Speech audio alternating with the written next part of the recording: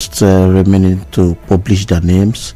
We are hoping that this current administration, we have to bring somebody as the Commissioner for Water Resources who will be passionate about the sector. And not only that, the River State Water Regulatory Service Commission, the governor has to appoint a substantive DG who is also passionate and knows what that commission is all about when it comes to water quality in River State. So what you are in that industry, when you look at the water situation in River State, I mean, remember, we still have communities where it's difficult to have potable drinking water.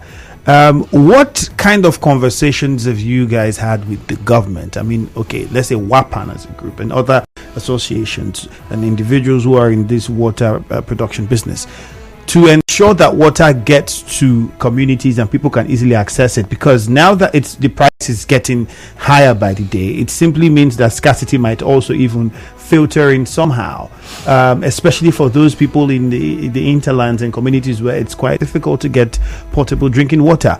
What kind of conversations have been held around this? We know that there was a water reticulation program. I know you might not have the details for that, would be for the government to tell, but from what you know in that field, how well and how effective do you think this can be done, and what government should be doing to ensure water gets to people in rural areas? Okay, Femi, we say that this sector, our sector, is one of the most neglected sector by the government, either at the federal level, at the state level, or at the local government level. Now, we bridge the gap between the government and the citizenry when it comes to potable water supply. We have tried our best in one way or the other to see how government will partner with us to make sure that these places you mentioned have access to potable drinking water. And what when you say done your best to partner with the government, what steps, what exactly at least we have requested that a soft loan be given to us by the government to see that most of us boost our production and supplies, even grants. Now we are talking about palliatives. You are mentioning farmers, you are mentioning manufacturers. Do we really manufacture anything in this country? We don't. No, manufacturers would beg to differ. I mean, I spoke with Definitely. them. I spoke with them, and I'm even planning to have a list of all the manufacturing companies we have in the state, so we have proper record and know what's happening in that area. And what we are manufacturing. Yeah, exactly. So now these people have been given palliatives, but the water producers are not even looked at. And by the time we say, "Oh, we are going on strike," it is then government will start calling you. You can't do this, you can't do that. What is the problem? Blah blah blah. And when you talk at the end of the day, they'll say, "Okay, we'll get back to you," and nothing is done. So you're saying with all of these difficulties in production and cost of production and the palliatives that the federal and state governments and even local governments are looking at, because I know they're trying to subsidize transport, no conversation has been held with you with regards to how we can have affordable water, and not just affordable but quality water as well, because we already seen where this is heading. Yes, nothing has been done in this regard, and we are not asking. When you talk about palliative, we are not really asking you should give us $1 billion or whatsoever.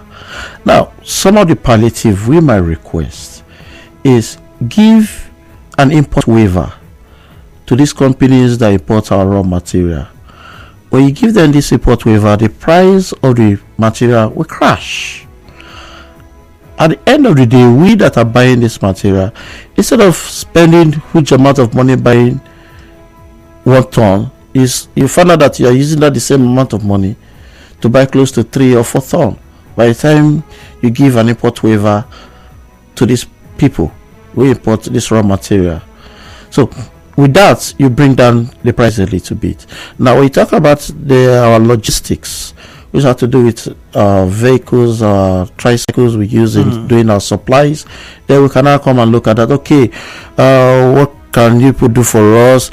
Are you going to give us a grant, or are you going to buy these vehicles for us and we pay gradually, either for 24 months or without any interest rate and all the rest of that? So these are some palliatives we are looking at. We are not asking you to give us money. At least subsidize some of our production for us and the supplies, and we'll get this water down to the hinterlands and rural areas where you're not able to access. All right, Mr. Mackson, we'll go for a commercial. When we return, we'll find out at the state level what perhaps has been done or could be done by the government to improve access to drinking water. Meanwhile, we'd like to know how you get your drinking water. Share with us on Facebook and on Twitter. What is it? What's the situation in your area? Are you buying? Are you using the boreholes? If you are buying, how much are you even spending? We'd like to know and get this information. Nigeria Info 92.3 PH on Facebook. Remember to use the WhatsApp number as well. We'll be back. You are tuned in to Nigeria Info. We'll be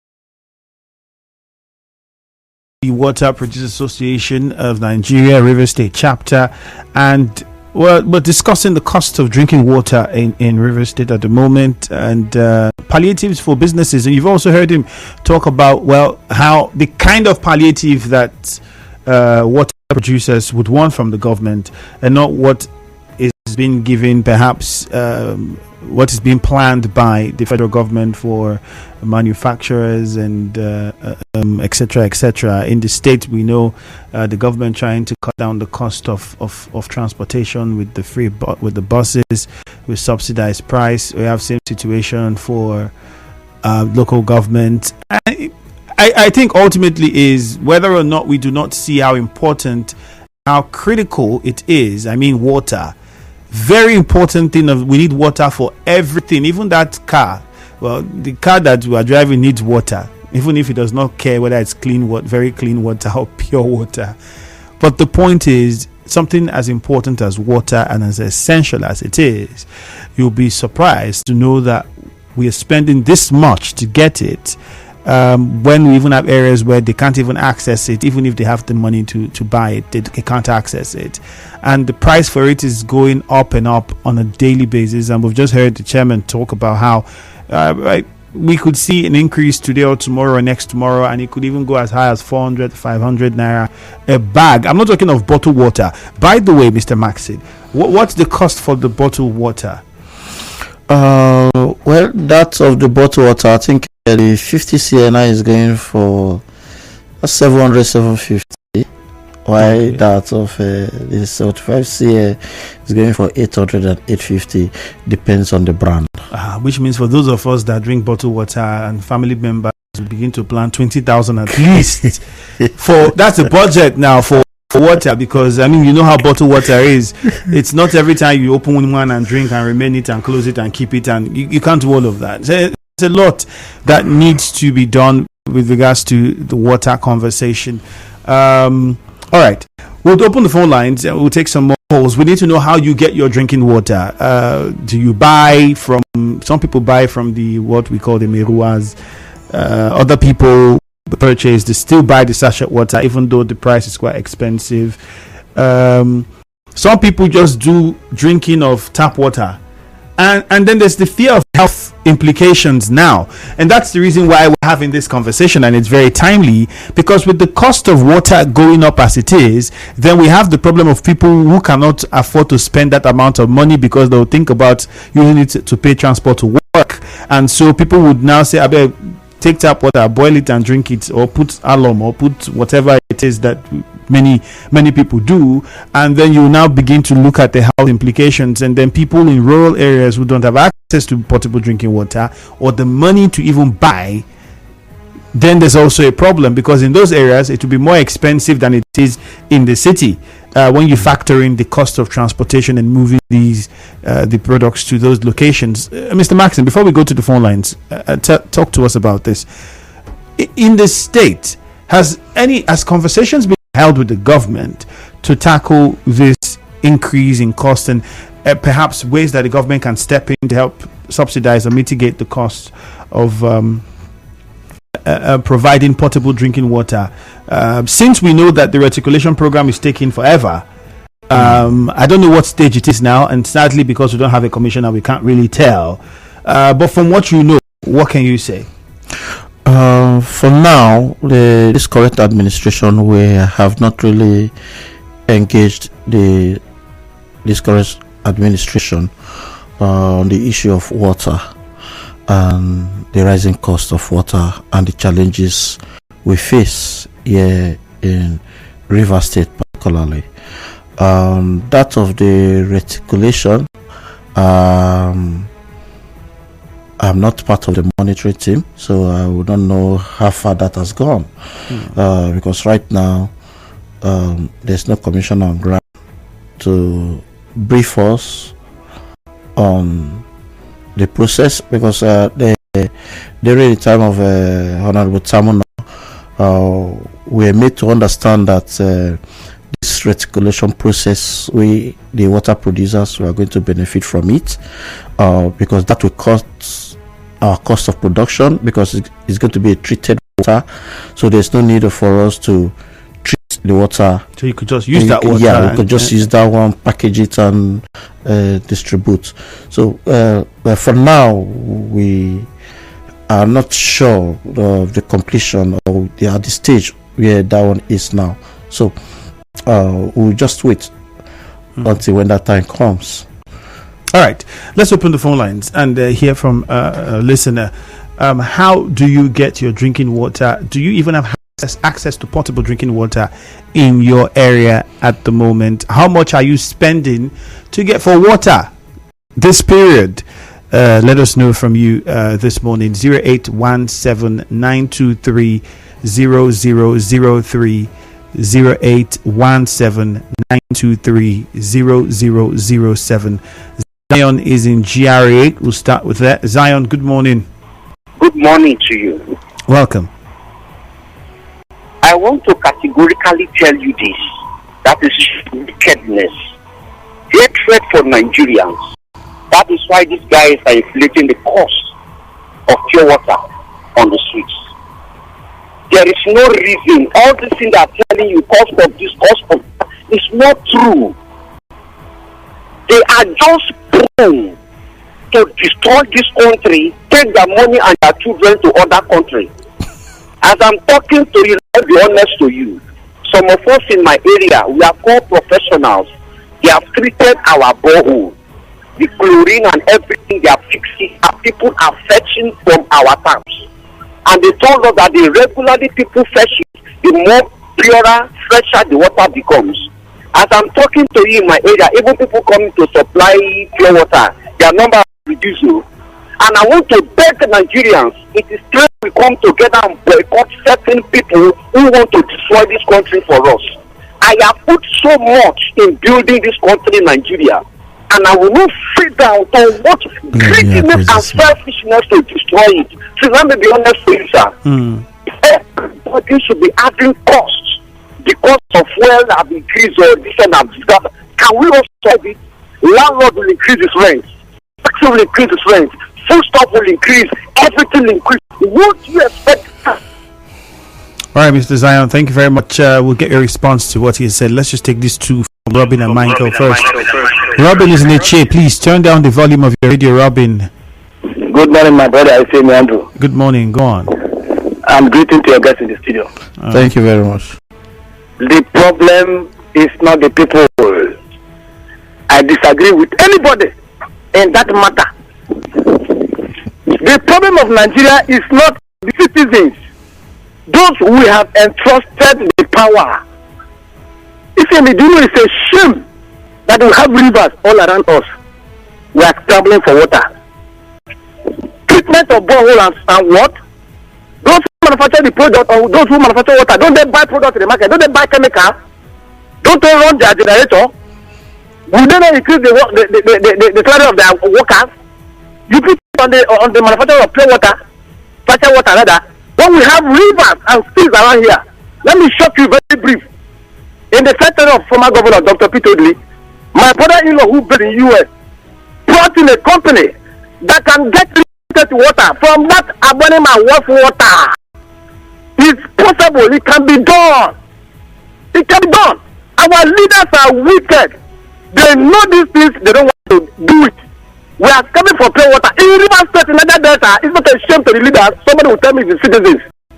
God bless you. I drink my water. I drink from my borehole. And I drink sachet water if I have the opportunity. I don't live a luxury life where I go for bottled water. I drink sachet water.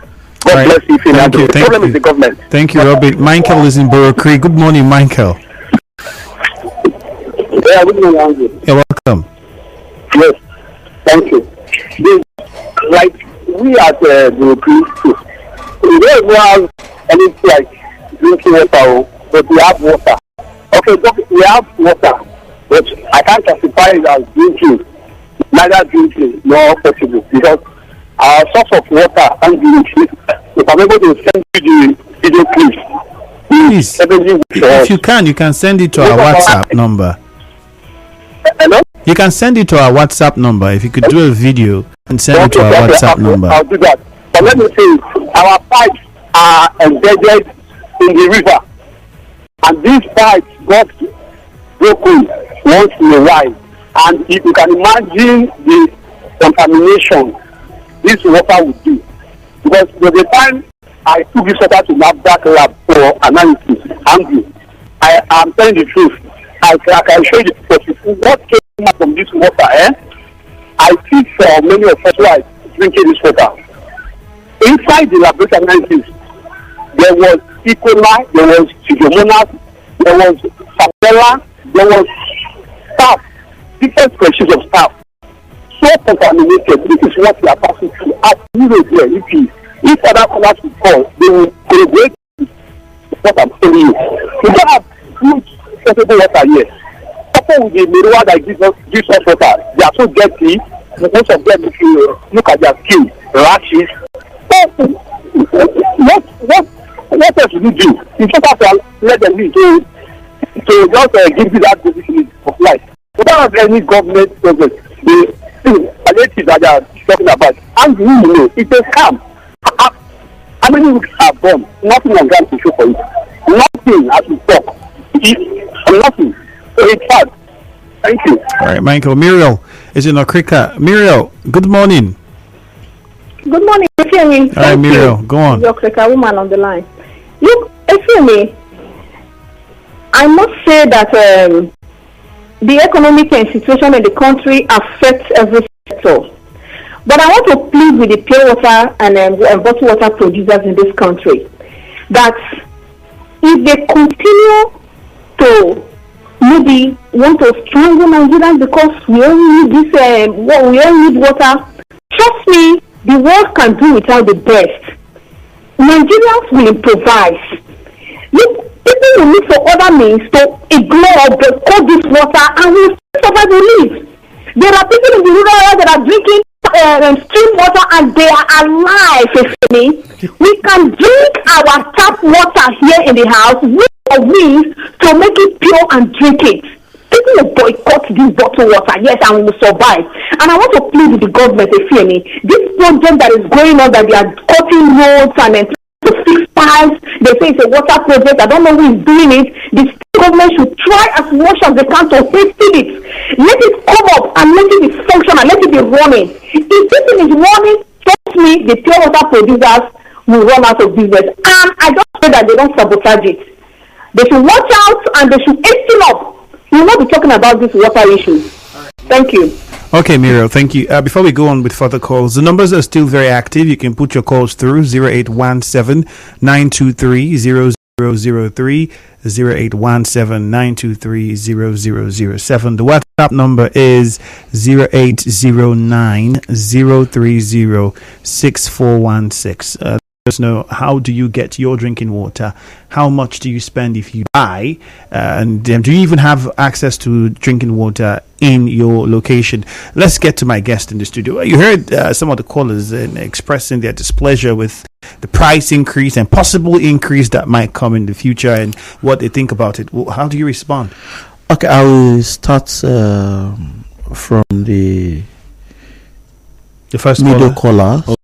The man from Eche and the man from Borokiri New Road, they've stated the facts. And let me respond to the lady from Okrika.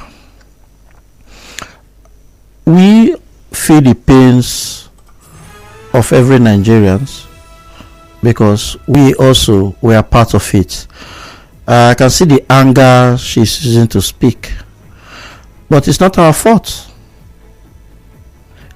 Yes, Nigerians will learn to improvise. Good. At least that improvisation, we should take it to the government and get the government to do things to bring down the cost of commodities in Nigeria. Now, whether you improvise to drink water, you don't improvise to drink water, you boycott sachet water or bottled water whatsoever, definitely the Nigerian Medical Association will be waiting for you in the hospitals. So she didn't tell us how many times she has treated typhoid this year, but if she has access to good potable water, she will not I've gone through this process. Now I want to talk about the man from GRA, Mr. Zion. I don't think he's educated enough to understand chlorine and how chlorine works. Now, you are putting chlorine inside your well. What is the measure? Do you know the quantity of water in your well that you are now putting chlorine inside, that you are flushing, you are treating the water? Chlorine does not treat water. The chlorine will only wash your well, that's your pipes, maybe from the fungi that are, and the death that might have gathered the process of time. See, the underground water is a water that flows. It's not a stagnant water. It's not a water that is in a bucket that you can now buy something and put inside to disinfect the water. No, it's an underground water that flows. So which means, however you try to treat whatever thing he does is waste of time. Now let's take it, if it is possible, let it give us his area address. Let's take a sample of the water. Let's take a sample of the water. Let's get partner with the Nigerian Medical Association. Go there and test everybody who are around that area. You see, you have traces of typhoid. So the anger is using to speak that he has put up much in the building of this nation. Everybody has put that much. Well, how would you address his comments with regards to the reasons for increasing the price? Earlier in the show, it was why I wanted to deliberately outline what could be the reasons and why these prices are up and why they might go up even further. I needed to give a clear explanation on that. Now, when you come into the water sector,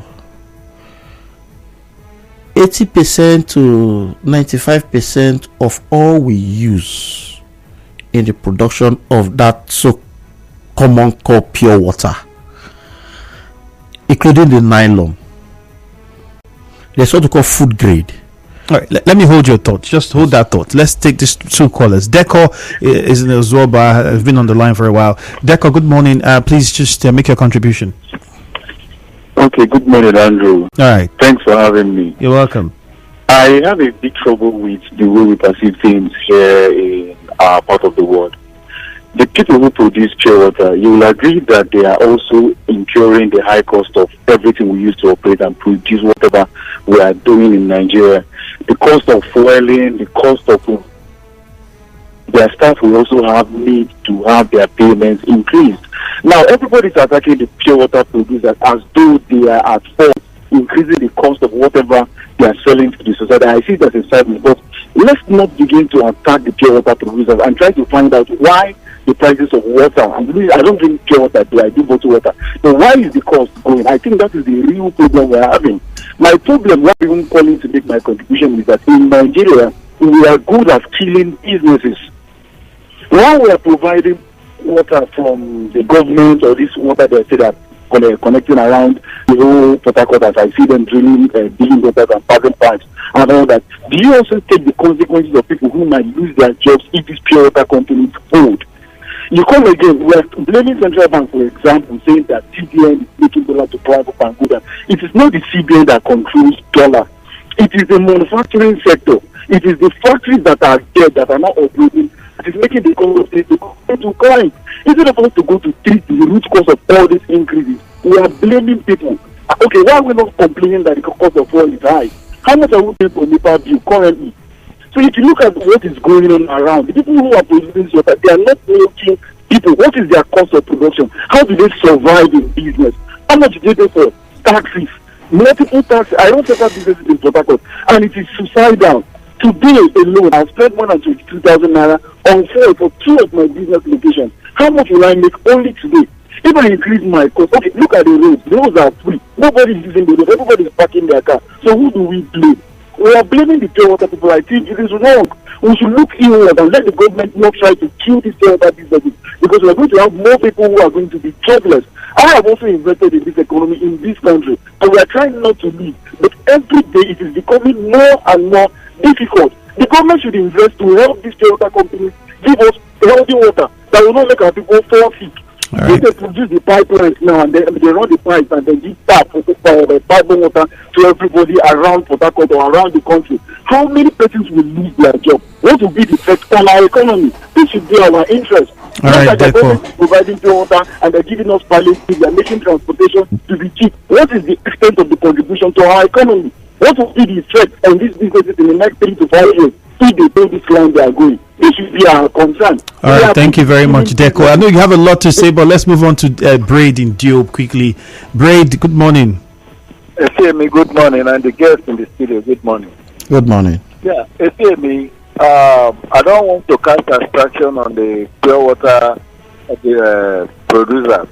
It's a failure of the government. Efemi, in the 80s, in Port Harcourt here, I don't think there is anybody that knows any sachet water or pure water. In the 80s, at most, if you need a cold water, you will see they will put it inside bottle. That is where maybe some people orchid cold water. But today, as at then, every household there is pipe-borne water running and is drinkable water.